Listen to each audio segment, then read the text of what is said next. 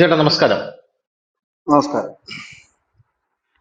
ബംഗ്ലാദേശ് അടങ്ങുന്ന മട്ടില്ല ചേട്ടാ, അടങ്ങുന്ന മട്ടില്ല. ഇപ്പൊ ബംഗ്ലാദേശ് ഇന്ത്യക്കെതിരെ ആളെ കൂട്ടിക്കൊണ്ടിരിക്കുകയാണ്. നമ്മൾ ഈ കൊച്ചു കുഞ്ഞുനാളിലെ ആരെങ്കിലും ആ, അടി അടി കൊടുത്താൽ, നമ്മൾ അടി കൊടുത്താൽ ഉടനെ അവൻ പറയും നീ ഇവിടെ വെയിറ്റ് ചെയ്യും, ഞാൻ പോയി നമ്മുടെ ടീമിനെ വിളിച്ചോണ്ട് വരാം എന്ന് പറഞ്ഞിട്ട് അവൻ ടീമിനെ വിളിക്കാനായിട്ട് പോകുമല്ലോ.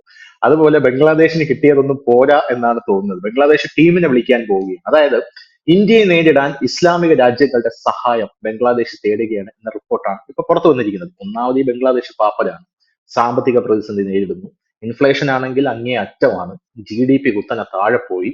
ഇതൊക്കെ ബംഗ്ലാദേശ് നേരിട്ടുകൊണ്ടിരിക്കുകയാണ്. അരി വരെ നമ്മളാണ് കൊടുത്തുകൊണ്ടിരിക്കുന്നത്. എന്നിട്ട് നമ്മളെ നേരിടാനായിട്ട് ഇസ്ലാമിക രാജ്യങ്ങളുടെ അടുത്ത് പോയിരിക്കുകയാണ് ഈ ബംഗ്ലാദേശ് എന്ന് പറയുന്ന രാജ്യം എന്ന് പറയുന്നത്. എനിക്കിതിലെ ഒരു പാരഡോക്സ് എത്ര ആലോചിച്ചിട്ടും മനസ്സിലാവുന്നില്ല. എന്തായാലും ഈ യൂനിസിനെ പിന്തുണയ്ക്കുന്ന ഇസ്ലാമിസ്റ്റുകൾ, അവിടെയുള്ള ഇസ്ലാമിസ്റ്റുകൾ ജമാഅത്തെ ഇസ്ലാമി ആയിരിക്കും, ഒരു ദേശീയ സുരക്ഷാ നയം ബംഗ്ലാദേശിന് വേണമെന്ന് പറഞ്ഞിട്ടുണ്ട്. ആ ദേശീയ സുരക്ഷാ നയത്തിലൂടെ വേണം ഇനി ബംഗ്ലാദേശ് പ്രവർത്തിക്കാൻ എന്നാണ് അവന്മാര് പറയുന്നത്. നമ്മൾ കുറച്ചുകൂടെ കൊളൈക്കലായിട്ട് പറഞ്ഞു കഴിഞ്ഞാൽ ഇവന്മാരുടെ ദേശീയ സുരക്ഷാ നയം എന്ന് പറഞ്ഞാൽ സ്ത്രീകളെ ചാക്കിൽ കയറ്റാനുള്ള നയമാണ് എന്നാണ് പല ആൾക്കാർ ട്രോളിലൂടെ പറഞ്ഞുകൊണ്ടിരിക്കുന്നത്.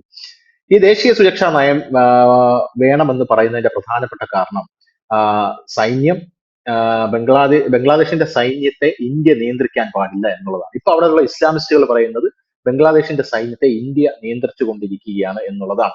ഇന്ത്യ നിയന്ത്രിക്കാത്ത ഒരു സ്വതന്ത്ര സൈനിക നേതൃത്വമാണ് ഞങ്ങൾക്ക് വേണ്ടത്. ഈ ബംഗ്ലാദേശിന്റെ ഒരു ദിനപത്രമുണ്ട്, അമർ ദേശ് എന്ന്.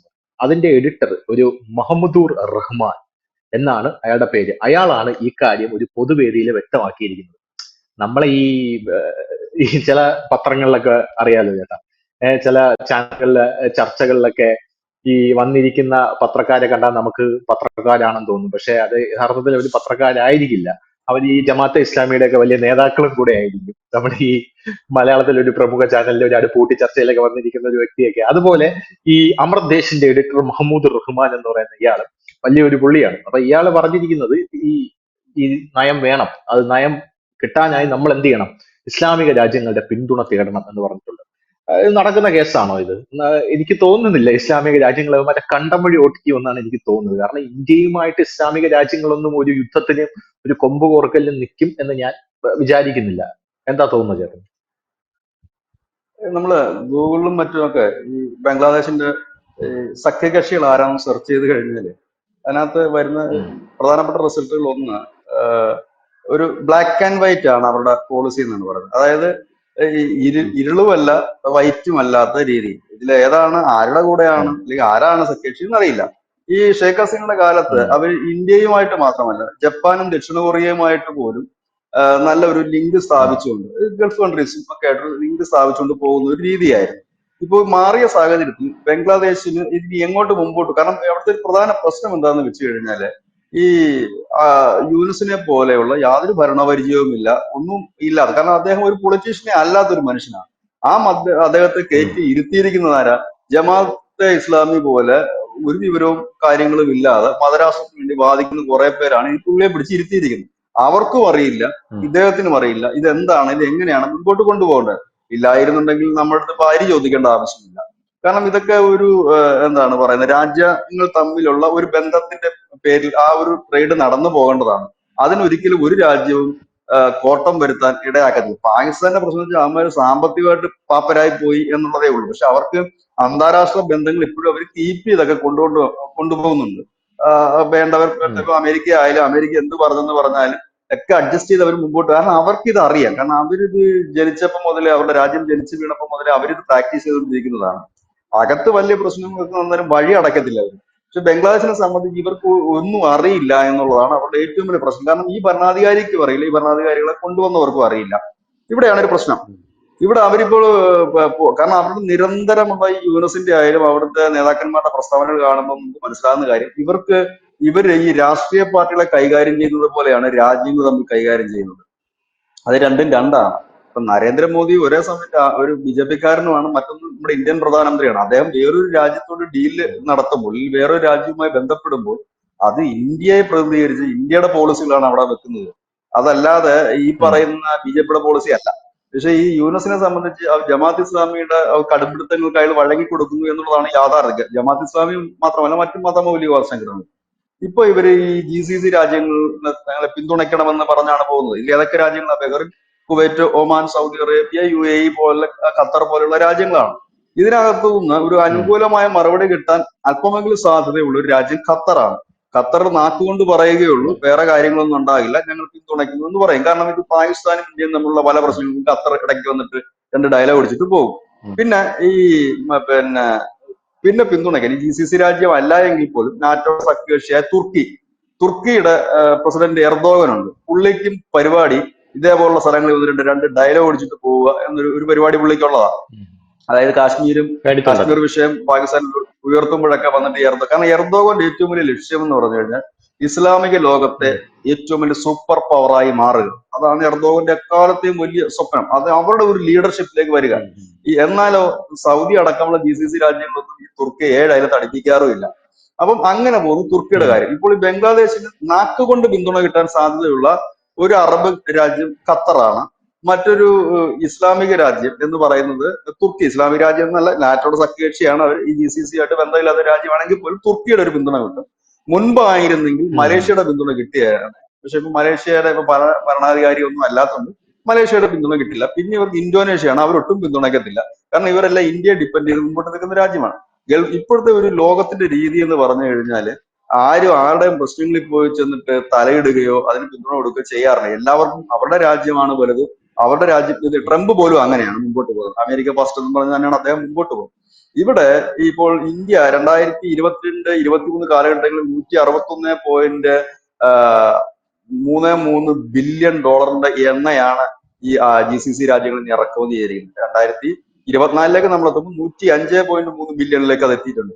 ഇത്രയും വലിയ എണ്ണയിൽ മാത്രം ട്രേഡിങ്സ് ഉണ്ട്. എണ്ണയിൽ മാത്രമല്ല നമുക്ക് GCC രാജ്യങ്ങളുമായിട്ട് നമുക്ക് കച്ചവടമുള്ളത്. ഭക്ഷണ കാര്യങ്ങൾ കൊണ്ട്, മറ്റു കാര്യങ്ങൾ കൊണ്ട് നമ്മൾ കയറ്റുമതി തന്നെ 58 ബില്യൺ ആണ്. അങ്ങനെ അങ്ങോട്ടും ഇങ്ങോട്ടും സുഗമമായ രീതിയിലുള്ള വ്യാപാര ബന്ധമുണ്ട്, ഊഷ്മളമായ ബന്ധമുണ്ട്. നമ്മളിപ്പോൾ UAE നിന്ന് കൂടുതൽ, മുമ്പ് നമ്മൾ കുറച്ച് എണ്ണ വാങ്ങിക്കൊണ്ട് UAE നമ്മൾ പുതിയ കരാർ ഒപ്പിട്ട് കഴിഞ്ഞ് കൂടുതൽ എണ്ണ വാങ്ങാൻ നമ്മൾ തീരുമാനിച്ചിരിക്കുന്നു. ഒപ്പം തന്നെ എനിക്ക് തോന്നുന്നു സൗദി അടക്കമുള്ള രാജ്യങ്ങളെല്ലാം തന്നെ പ്രധാനമന്ത്രി നരേന്ദ്രമോദിക്ക് അവരുടെ ഏറ്റവും വിശിഷ്ടമായ പദവികൾ നൽകി ആദരിച്ചിട്ടുള്ളതാണെന്നാണ് എൻ്റെ ഒരു വിശ്വാസം. കുവൈറ്റും സൗദിയും ഒക്കെ, UAE ഒക്കെ അങ്ങനെ. കാരണം അവിടെ പരമോന്നത സിവിലിയൻ ബഹുമതികളൊക്കെ പ്രധാനമന്ത്രി നരേന്ദ്രമോദിക്ക് നൽകിയിട്ടുള്ളതാണ്.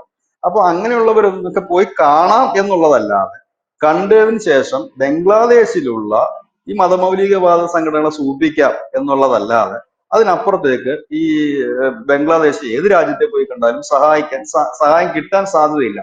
കാരണം അങ്ങനെയാണെങ്കിൽ ചൈന ആദ്യം കയറി ഇടപെടേണ്ടതാണ്. കാരണം അവർക്ക് ഇതിൽ വലിയ ലാഭങ്ങളൊന്നുമില്ല. അതിന്റെ ഒരു ചെറിയ പോർഷൻ കിട്ടിയ കൊള്ളാമെന്ന് അവർക്ക് ആഗ്രഹം ഉണ്ടെന്നുള്ളത് കവിഞ്ഞ് ഒന്നുമില്ല. പിന്നെ ഇതിനകത്ത് ഇവർക്ക് കൈ മെയ് മറന്നൊരു പിന്തുണ കിട്ടുന്ന ഒരേ ഒരു രാജ്യമേ ഉള്ളൂ, അത് പാകിസ്ഥാനാണ്.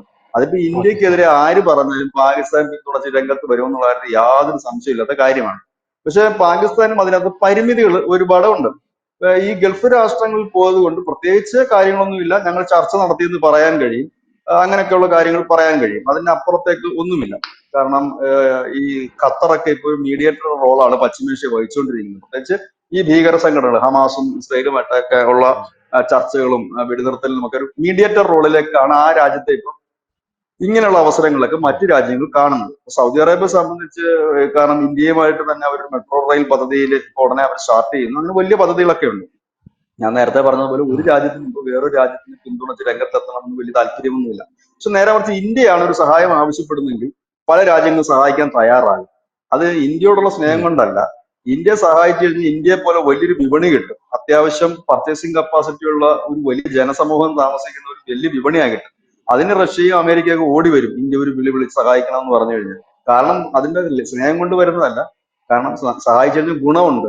കാരണം അവന്റെ ഉൽപ്പന്നങ്ങൾ ഇവിടെ വിറ്റഴിക്കാൻ കഴിയും. അതുകൊണ്ട് ആ ഒരു പവർ കൊണ്ടാണ് നമ്മളെല്ലാവരെയും ഒന്ന് പേടിപ്പിച്ച് നിർത്തിയിരിക്കുന്നത് കൂടെ.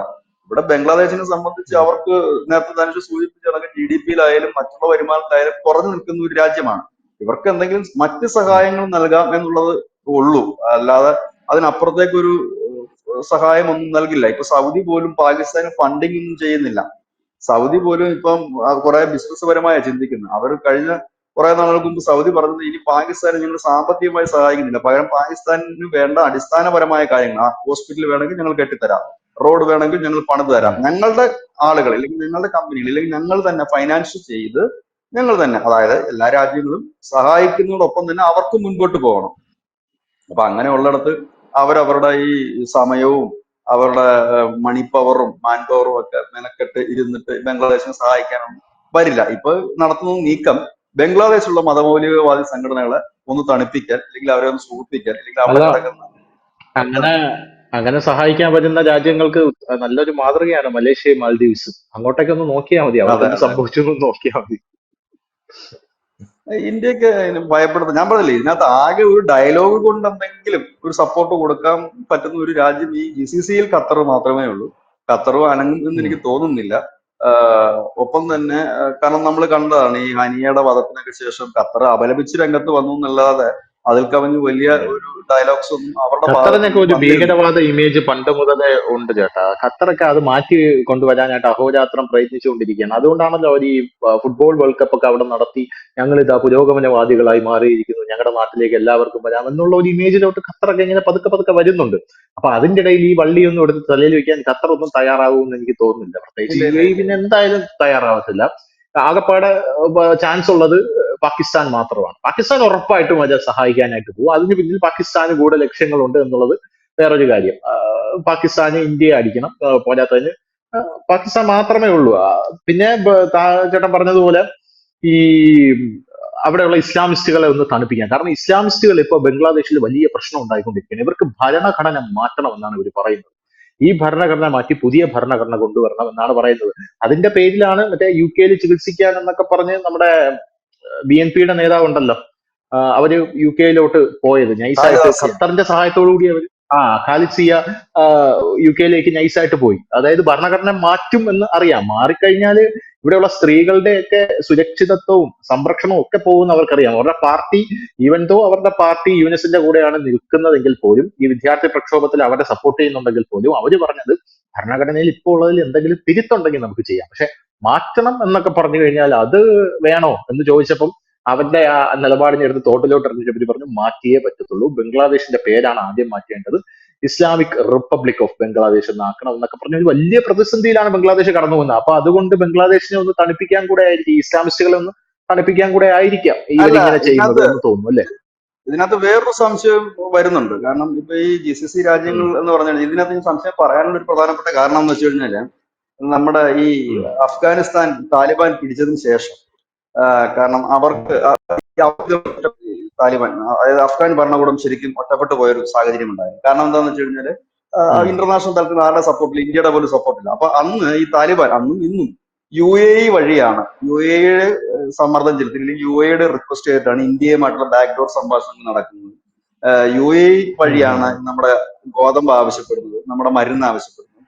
നമ്മൾ അങ്ങനെയാണ് പോകുന്നത്. ഉം, ഒരുപക്ഷെ ഈ GCC രാജ്യങ്ങളെ കണ്ടിട്ട് ഞങ്ങളുടെ കറണ്ട് കട്ട് ഉം, ചെയ്യരുതെന്നോ, ഇല്ലെങ്കിൽ ഞങ്ങൾക്ക് കുറച്ചുകൂടെ ടൈമിംഗ് തരണമെന്നോ, കാരണം ഇന്ത്യയുമായിട്ടെല്ലാം അടുത്ത് നിൽക്കുന്ന രാജ്യങ്ങളാണ് ഈ GCC രാജ്യങ്ങൾ മിക്കതും. UAE ആയാലും സൗദി ആയാലും ഒക്കെ അങ്ങനെ അടുത്ത് നിൽക്കുന്ന രാജ്യങ്ങളാണ്. അപ്പൊ അതുവഴി എന്തെങ്കിലും ഒരു ഉം. ഇത് നടത്താനാണോ എന്നും നമ്മൾ സംശയിക്കേണ്ടിയിരിക്കുന്നു. ഇപ്പൊ വെള്ളത്തിന്റെ അതെ കാര്യമായാലും അതെ. കറണ്ടിന്റെ കാര്യമായാലും അരിയുടെ കാര്യമായാലൊക്കെ ഒരു ഇളവ് നിങ്ങൾ മേടിച്ചു തരണം, നിങ്ങൾ പറഞ്ഞ ഇന്ത്യ കേൾക്കും. കാരണം ഈ താലിബാൻ ചെയ്തുകൊണ്ടിരിക്കുന്ന കാര്യം അത് തന്നെയാണ്. കാരണം നമ്മൾ ഡയറക്റ്റ് ആയിട്ടല്ല, ഇവര് ദുബായ് ഈ ഭരണകൂടവുമായി സംസാരിക്കുന്നു. അങ്ങനെ ദുബായ് ഭരണകൂടം നമ്മളോട് പറയുന്നു അവർക്ക് ഇന്ന സഹായങ്ങളൊന്നും ചെയ്തു ഉം, കൊടുത്താൽ നന്നായിരിക്കും എന്ന് പറഞ്ഞിട്ട് അതുവഴിയാണ്. ഇനി ചിലപ്പോൾ ഉം, ഉം. അങ്ങനെയും വരാം. രണ്ട് വഴിയുണ്ട്. ഒന്ന് അവിടുത്തെ ഇസ്ലാമിസ്റ്റുകളെ തണുപ്പിക്കുക ഒരു അതെ. ഭാഗം, മറ്റൊരു ഭാഗം ഇന്ത്യ ഉം, ഇല്ലാതായി ബംഗ്ലാദേശ് വലിയ പാടാണ് മുമ്പോട്ട് പോകാൻ. അത് ഭൂമിശാസ്ത്രപരമായിട്ടുള്ള പ്രത്യേകത കൂടി ഉണ്ട് അതിനകത്ത്. ഉം, ഉം, ഉം, ഉം. എന്തായിരുന്നാലും ബംഗ്ലാദേശ് ഇപ്പോൾ ഇസ്ലാമിക രാജ്യങ്ങളുടെ സഹായം തേടിയിരിക്കുന്നു എന്നുള്ള ലേറ്റസ്റ്റ് റിപ്പോർട്ട് വരുന്നു. ഇന്നലെ വരെ നമ്മളുമായിട്ട് ചർച്ച ചെയ്യാൻ തയ്യാറാണെന്ന് പറഞ്ഞ ടീമാണ്. രാവിലെ ആകുമ്പോൾ ഇവന്മാരുടെ സ്വഭാവം മാറും. രാത്രി പറയും ചർച്ചയ്ക്ക് തയ്യാറാണെന്ന്, രാവിലെ ആകുമ്പോൾ പറയും ഞങ്ങൾ ഇന്ത്യക്കെതിരെ യുദ്ധത്തിനായിട്ട് ഇസ്ലാമിക രാജ്യങ്ങൾക്ക് സംഘടിപ്പിക്കാൻ പോവുകയാണെന്ന് പറയും. മറ്റേ ഫെൻസിങ്ങുമായിട്ട് ബന്ധപ്പെട്ട വിഷയമുണ്ടല്ലോ, അത് നമ്മളിപ്പോ ചെറിയ പ്രശ്നമായിരിക്കുകയാണല്ലോ, അവിടെ നിന്ന് ഇങ്ങോട്ട് കൊള്ളക്കാരൊക്കെ ചാടി വരുന്നുണ്ട്. അപ്പൊ ട്രംപ് വന്ന പശ്ചാത്തലത്തിൽ ആ ഒരു കാര്യത്തിൽ നമുക്ക് ചർച്ച നടത്താം എന്ന് പറഞ്ഞ ടീമാണ്. അപ്പൊ ഇന്ന് രാവിലെ ആയപ്പോൾ വീണ്ടും സ്വഭാവം മാറി. ഇന്ന് രാത്രിയാകുമ്പോൾ വീണ്ടും ബംഗ്ലാദേശ് പറയും ഞങ്ങൾ ചർച്ചയ്ക്ക് തയ്യാറാണ് എന്ന് പറയാം. ആറാട്ടെണ്ണനെ പോലെ രാവിലെ ഒരു സ്വഭാവം, രാത്രി വേറൊരു സ്വഭാവം. അതാണ് ബംഗ്ലാദേശിന്റെ ഒരു വിഷയം എന്ന് പറയുന്നത്. എന്തായാലും താങ്ക് യു വിജേട്ടാ, താങ്ക് യു സോ മച്ച്.